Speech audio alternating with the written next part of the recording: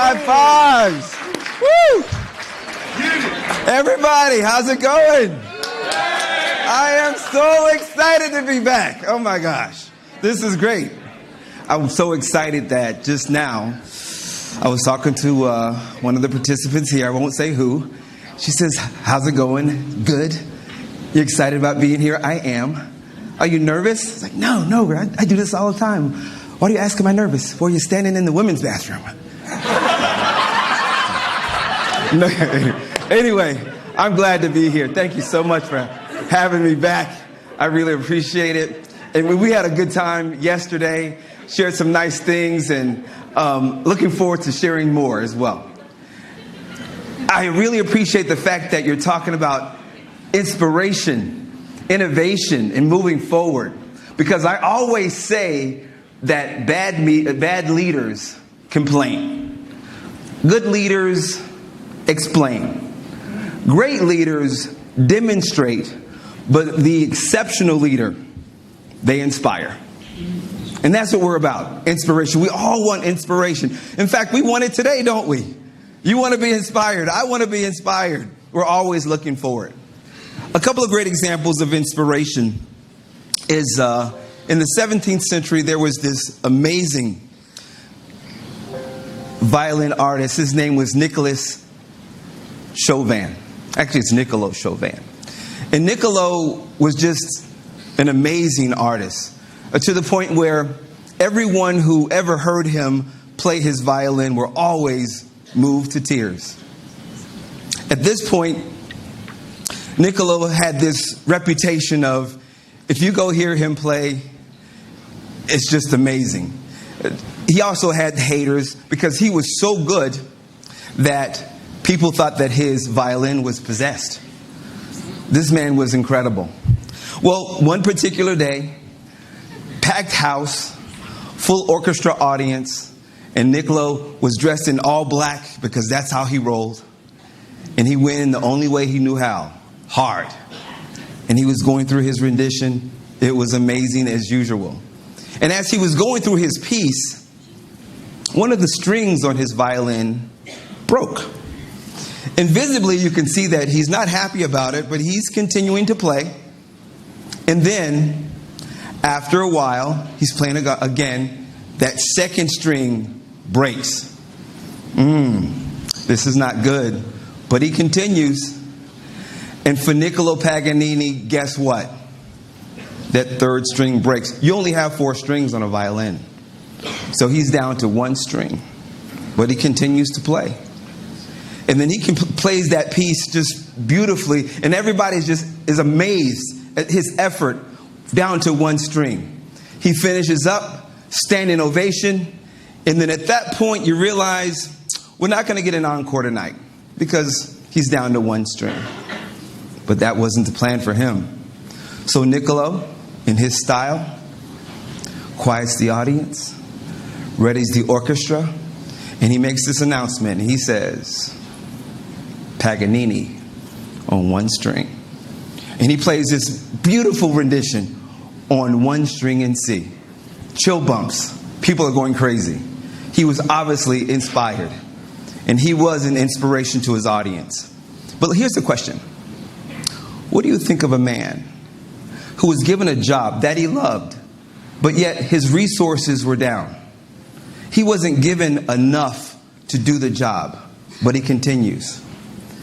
What do you think of a man who was, after given these odds that he wasn't planning on, very unexpected, but he continues to play? When we think deeper about Niccolo Paganini, we're a lot like him in the sense that most of us don't play with 4 strings. Some of us is just used to playing with 3, 2, and down to 1. Sometimes our resources are not what we like them to be.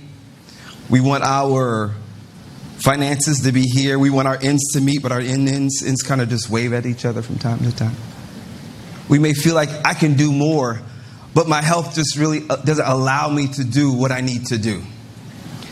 We feel like, you know what, I really would like that job. I would like to be up here talking about my experience as a leader. But I only have 1 string. For Niccolo Paganini, one string was enough. And as we'll begin to find out, we're always enough. Another example that I like to talk about in regards to being enough was about an individual by the name of Osceola McCarty. Now, Osceola was born in 1909. In fact, to be straight and honest with you, her mother was raped. And Osceola was the product of that assault. Well, because of that trauma, her grandmother was the one who actually raised her. And her grandmother rather, as a living, washed clothes, sheets, towels, shirts, whatever needed. And through her life, Osceola washed clothes as well.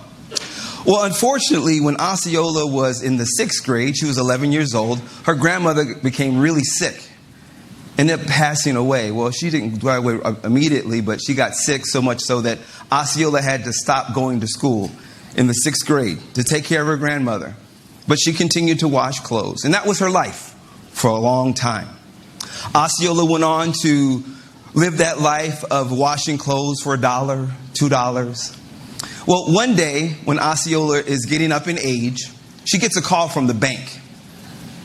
Miss McCarty, this is Bill from the bank. Hi, Bill.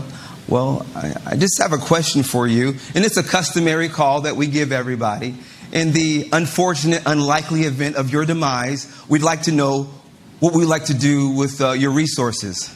And she says, can you say that again in maybe English? Miss McCarty, with all the resources you have at this bank, we'd like to know, if you passed away, what should we do with your money? She says, well, how much money do I have? He said, you don't know? She said, no, I just saved money. He said, well, come down to the bank tomorrow. We'll talk about it. Well, she gets up, gets dressed, goes down to the bank, sits down with the banker, and he explains to her, Miss McCarty, you have $280,000 here at the bank. What would you like to do? It was amazing. She says, well, I'm not sure. He says, I'll tell you what. In percentages, because she wasn't getting the percentage concept yet, he says, I'm going to put on this table 10 dimes, which represents 10%. When I point to a dime, you tell me where you want that money to go.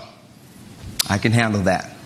So he lays out the 10 dimes, and he points to the first one. And she thinks for a second. She says, I would like that money to go to my church because I really appreciate my church community. He says, okay. He points to the second dime. She says, well, I have 2 nephews because I never had any children, and I like for them to get a good start, so the next 2 dimes can go to them. Okay. Well, what about the rest of the money, the additional 7 dimes? She thinks for a second. She said, I would like for that money to go to the University of Southern Mississippi. He says, the University of Southern Mississippi? You mean the same school that wouldn't allow you to go there when you were growing up? Yes, that's the school. That's the school, the local school. Because I would like to give an opportunity for those who know how to dream still, so they can do something that I wasn't able to do. You sure, Miss McCarty? I'm sure. I'm sure. Osceola McCarty gave up $150,000 of her hard-earned money, her life savings, to help other people that she didn't even know. Is that not an inspiration? But the story doesn't stop there. It pauses. Because people began to hear about in 1995 what Osceola did. To the point where Ted Turner, the CEO of TNT at the time, he mentioned that if she can give her life savings, I can give something. She was on The Tonight Show, The Today Show. She was on CNN. She was on 2020.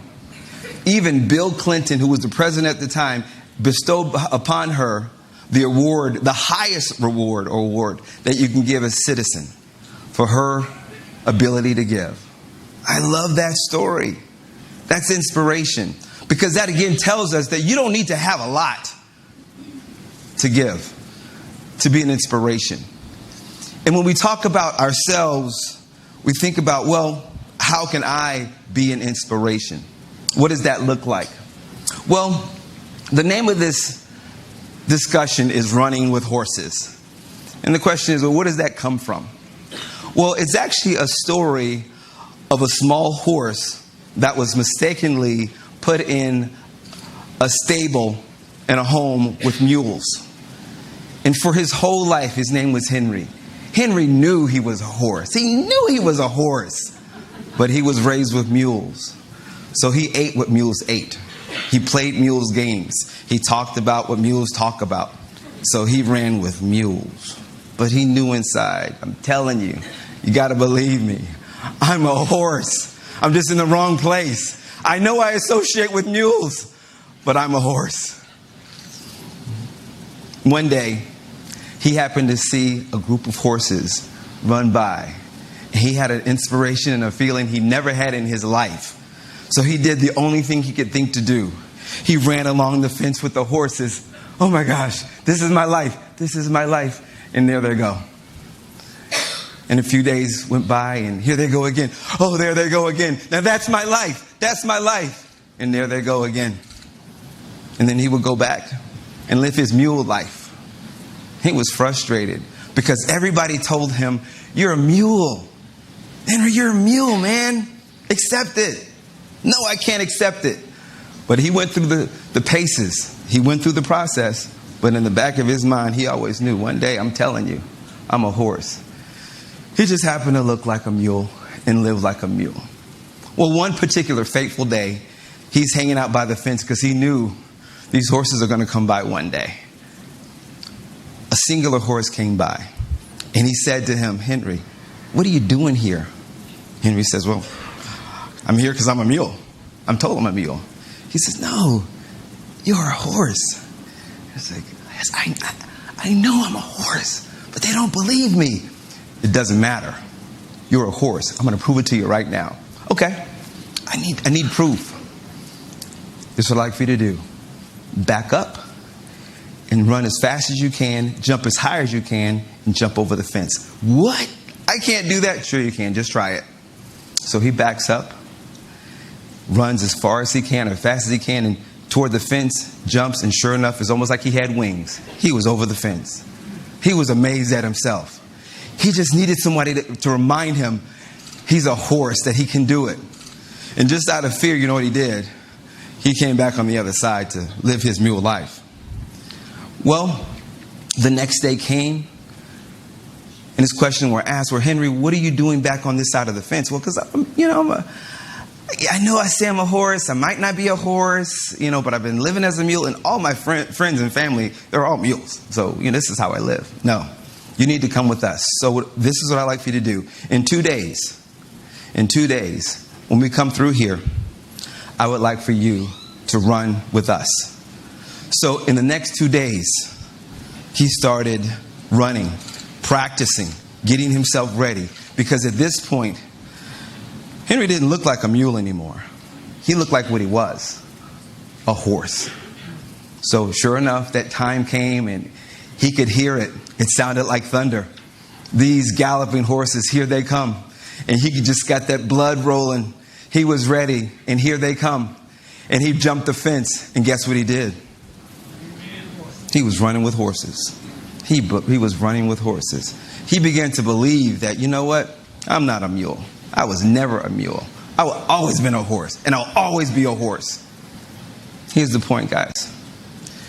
You can allow someone to tell you what you can't do. Don't believe it. You know what you can do. You know what you can accomplish. And you may have a situation where you failed and they say that you should be here. Fine. I can be here. But when my steed comes by, I'm jumping the fence and I'm running with the horses.